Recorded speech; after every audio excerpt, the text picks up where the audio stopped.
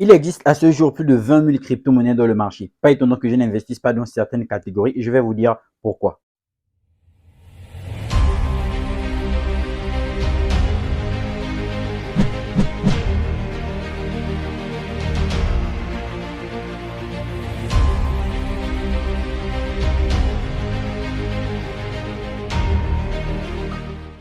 Bonjour à toutes et à tous, j'espère que vous allez bien. Bienvenue sur Crypto. Si tu es nouveau, sache qu'ici on parle de crypto-monnaie et de révolutions qu'apporte la blockchain dans le secteur économique. Si la thématique t'intéresse, je t'invite à bien vouloir t'abonner en activant la cloche de notification pour ne rater aucune prochaine vidéo. Si tu veux approfondir tes connaissances en crypto-monnaie, je te propose la formation Crypto. Il te suffit de cliquer sur le lien en barre de description. Tout comme si tu veux participer à mes analyses, à mes expériences durant cette longue période de bear market, je te conseille de cliquer sur le lien en barre de description pour éventuellement avoir toutes les modalités relatives à l'abonnement du canal privé Telegram. Et enfin, si tu veux faire partie de la communauté, tu peux cliquer sur le lien en bas de la description pour rejoindre le groupe public Telegram. Durant l'année 2022, de janvier à décembre, il y eut pratiquement 350 crypto-monnaies créées par jour. Je réitère, durant l'année 2022, de janvier à décembre, il y eut pratiquement 350 crypto-monnaies créées par jour. Bien évidemment, ça fait un flux de crypto-monnaies assez considérable. Dans un certain sens, ça pourrait être bénéfique pour le marché crypto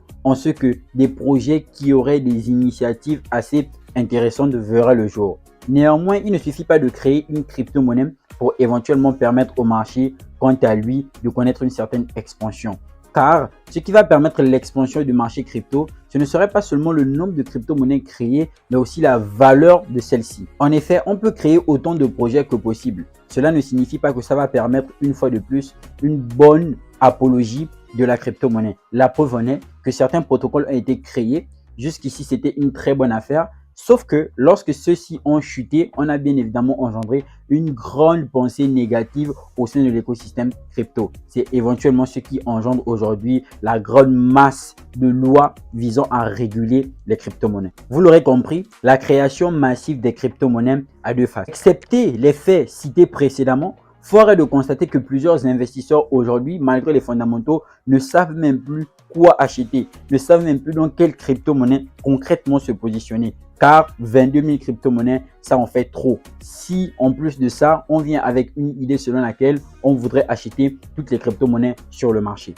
Donc, outre les points fondamentaux d'analyse fondamentale sur lesquels on doit se positionner pour éventuellement adopter un projet, il existe d'autres outils permettant de regarder la fiabilité de celui-ci. Je vous montrerai ces outils dans une autre vidéo. Dans celle-ci, on va effectivement s'appesantir sur les différents types de crypto-monnaies qui seraient susceptibles d'induire plusieurs personnes en erreur. Rappelons tout d'abord que l'argumentation qui suivra ne constitue que mon humble point de vue. Par conséquent, si vous n'êtes pas d'accord, vous pourrez toujours le mentionner en commentaire. La première catégorie ou encore le premier type sont tout simplement les cryptos relatives à des promesses de gains.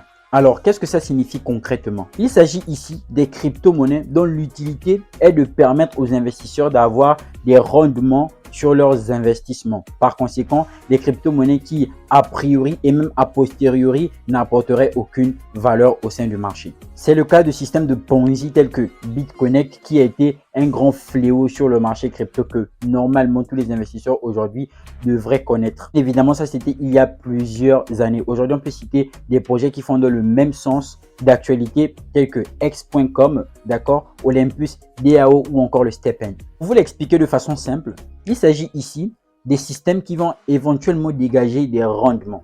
Sauf que la fiabilité de ces rendements est liée au fait que plusieurs investisseurs viendraient dans le système de façon continue. Tout de suite, ça vous fait penser au MLM, en l'occurrence le marketing des réseaux. Et dans un français encore un peu plus familier, il faudrait apporter quelqu'un qui apporterait quelqu'un qui ajouterait quelqu'un step by step jusqu'à ce que la chaîne soit longue. En réalité, les rendements devraient être basés sur une réelle création ou encore proposition de valeur. Car oui, pour concrètement gagner de l'argent, il faut apporter de la valeur aux gens. Effectivement, un travail qui a bien été effectué par un maçon, celui-ci verra sa cote augmenter pour la simple et bonne raison que la personne qui aurait été satisfaite ira dire à d'autres personnes qu'éventuellement, je vous recommande celui-ci, ainsi de suite. C'est ce qu'on va appeler le bouche à oreille. Ceci à cause d'une création de valeur assez considérable dès le départ. Mais des systèmes qui nécessitent l'adhésion de plusieurs membres pour éventuellement sa survie engendrent quelque chose très désagréable quand éventuellement plus personne ne rentre dans celui-ci. On va le faire de manière très simple. La liquidité est fournie par les personnes qui sont rentrées en première position. En gros, les premières personnes vont éventuellement apporter d'autres personnes et vont être payées en fonction de l'apport des personnes qu'elles ont apportées. Par conséquent, si effectivement l'entreprise ou bien encore le système ne connaît plus une grande croissance en son ajout d'abonnés, ça va engendrer qu'il y aurait un manque de liquidité. Par conséquent, s'il n'y a plus assez de liquidité, les personnes qui sont rentrées se diront qu'éventuellement, il n'y a plus grand chose à faire dans le système et vont aller voir ailleurs. Par conséquent, les personnes qui vont perdre sont les dernières personnes à rentrer. Voici pourquoi on vous dit toujours que généralement, dans les systèmes de marketing des réseaux, les premières personnes à gagner sont éventuellement les personnes qui gagnent beaucoup sont éventuellement les premières personnes qui sont rentrées dans le système. Car en fonction des personnes qu'elles auraient apportées, celles-ci seraient rémunérées ainsi de suite. Par conséquent, si tu ne parraines pas quelqu'un, tu ne pourrais pas éventuellement faire des profits. Ces systèmes de Ponzi, il en existe plusieurs dans le marché crypto.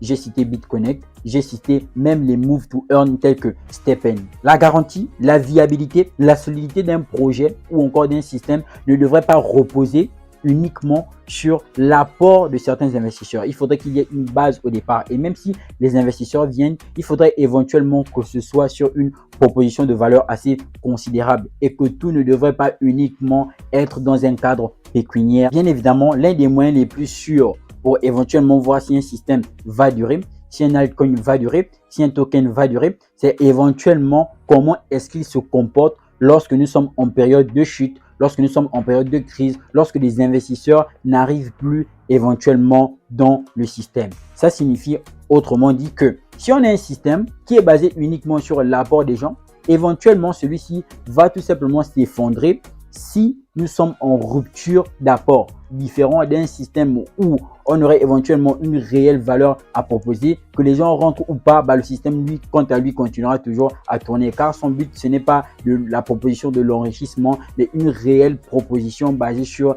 différents besoins sociaux par exemple. Donc le fait de résoudre certains problèmes engendrerait tout simplement cette prise de valeur. Pour comprendre tout ceci, on va prendre le cas de Bitcoin. Bitcoin en réalité prend de la valeur, pas parce que Bitcoin propose aux gens de grands rendements. Bitcoin prend de la valeur parce qu'il y a de l'utilité. Et comme les gens voient que c'est utile, il y a une proposition de valeur, ils vont tout simplement adopter le Bitcoin. Donc, que les gens rentrent ou ne rentrent pas dans le Bitcoin, ce système continue toujours d'évoluer pour la simple et bonne raison qu'il y a une certaine proposition de valeur de base. De base, on sait que ça existe parce que ça propose ceci ou cela. Et bien évidemment, ce n'est pas dans le cadre de l'enrichissement, mais dans le cadre de faciliter par exemple la vie, de protéger l'anonymat, d'éventuellement permettre une certaine transparence, de permettre une certaine liberté. Ce sont des valeurs qui vont au-delà de l'argent. Ce sont des valeurs qui vont au-delà du cadre pécuniaire. Donc, quoi qu'il arrive, en fonction de ça seulement, on sait que Bitcoin pourra toujours continuer à vivre. Ce serait différent de si par exemple Bitcoin proposait des grands rendements. À l'heure actuelle, Bitcoin n'existerait plus. Bien sûr, tout un chacun est libre de participer à ce genre de système, comme par exemple forçage BUSD, mais selon moi, ça n'apporte absolument rien à l'évolution de l'écosystème tout entier. Au contraire, ça peut être considéré comme des bombes à retardement car dans l'éventualité où ça finit toujours par scammer, l'écosystème prendra un coup en ce qu'il y aura une forte pensée comme quoi la crypto-monnaie, c'est juste du casino ou encore de l'arnaque. Deuxième catégorie, il s'agit bien évidemment des NFT. Et quel type d'NFT? Des NFT de titres ou encore de type artistique. À ce niveau, qu'est-ce qu'il faudrait comprendre? Il faut comprendre que la réalité ou encore la technologie derrière les NFT, elle est assez puissante. Car avec les NFT, on pourrait éventuellement faire plusieurs choses. Les NFT pourraient éventuellement nous faciliter la vie. Sauf que durant ces derniers mois, même sur les médias, on va remarquer que la description des NFT se résume tout simplement à de la spéculation. Parce qu'il existe des grandes boîtes d'NFT telles que la collection de Bored ou encore les CryptoPunks qui jusqu'à aujourd'hui ont montré uniquement que les NFT ne servaient qu'à de la spéculation. Alors que la réalité derrière les NFT en est tout autre. On pourrait éventuellement faire plusieurs choses avec. Mais quoi qu'il en soit, chaque révolution a toujours son côté spéculatif. Par conséquent, pour le moment, je me soustrais de tout NFT à caractéristiques artistiques car ceux-ci sont uniquement là pour montrer que la crypto-monnaie ne serait que de la spéculation en ce qu'ils se vendraient considérablement cher mais qui ne servrait à rien. Si je prends par exemple le ApeCoin. ApeCoin est un token qui éventuellement a un sens conformément à tout l'écosystème qui sera créé derrière. Mais conformément au Chainlink, on va dire que le ApeCoin est survalué. alors que le Chainlink, quant à lui, qui constitue un oracle très important, est sous-évalué. On a une technologie qui éventuellement à l'avenir fera de grandes choses, mais qui aujourd'hui n'a que pour support la spéculation, en ce que on achèterait une fois de plus des NFT à des prix extraordinaires alors qu'au fond, ils ne valent tout simplement rien. Et bien évidemment, à y regarder de très près, on pourrait éventuellement constater que des personnes pourraient augmenter le prix de certains NFT en se les vendant à eux-mêmes. Dans la troisième catégorie, il s'agit ici des altcoins liés aux banques ou encore aux exchanges centralisés. Bien évidemment, quand je parle d'exchange centralisé ou encore lié aux banques, on pourrait tout simplement citer le XRP, le XLM ou encore le BNB. Sans oublier le CRO ou encore le CRO.